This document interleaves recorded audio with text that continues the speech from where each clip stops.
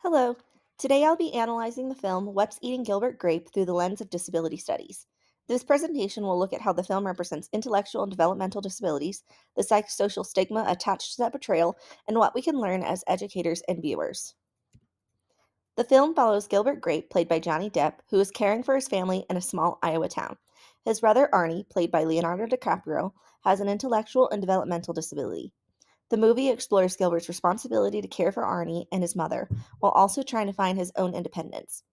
Arnie's disability is central to the story, both in how the family functions and how the community perceives them. Before watching, I researched the learning characteristics of individuals with intellectual and developmental disabilities. Common characteristics include challenges with learning and problem solving, difficulty with adaptive behaviors such as safety awareness or social skills, and a need for consistent support. At the same time, many individuals show strength in memory, routine, and forming emotional connections. In the film, Arnie shows many of these traits. He struggles to understand danger, like when he repeatedly climbs the water tower. He depends on Gilbert for safety and daily routines. At the same time, Arnie displays childlike joy, sensitivity, and strong connections with others. This aligns in many ways with the research, though the film sometimes exaggerates his behaviors for dramatic or emotional effect. The disabled character's thwarted quest for freedom ultimately leads to remanding the character back to the confines of a paternalistic relationship of subordination. Hayes and Black, 2003. The water tower represents Arnie's quest for freedom, while Gilbert continuously taking him away from said tower is the paternalistic relationship of subordination. The film also highlights stigma.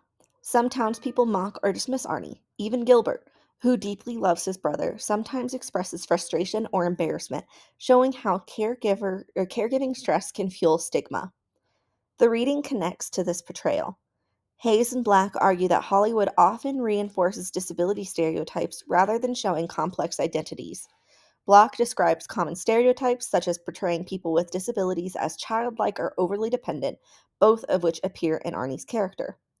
Longmore points out that film and television often reduce disabled characters to symbols for other people's growth, which we also see here as Gilbert's personal journey revolves around caring for Arnie.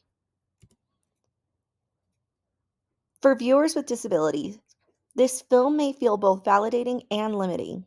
Arnie's joy, his need for routine, and his ability to connect with others feels authentic.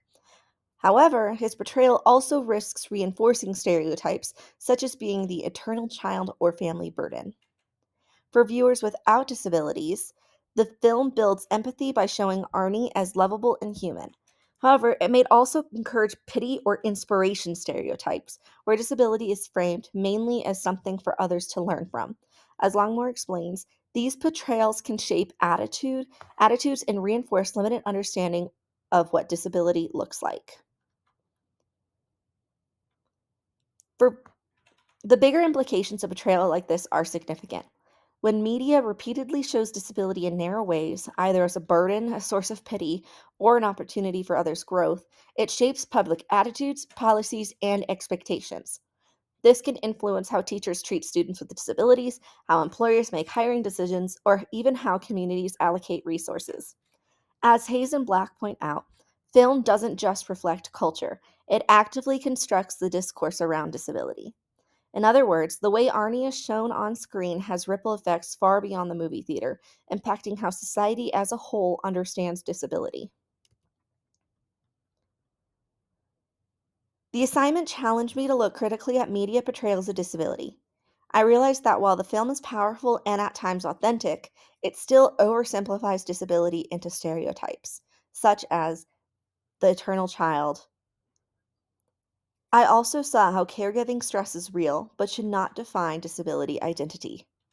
As a future teacher, this experience reminds me to use person first language and to avoid reinforcing stereotypes in the classroom. It also shows me the importance of helping students think critically about media, since films like this shape how society view disability.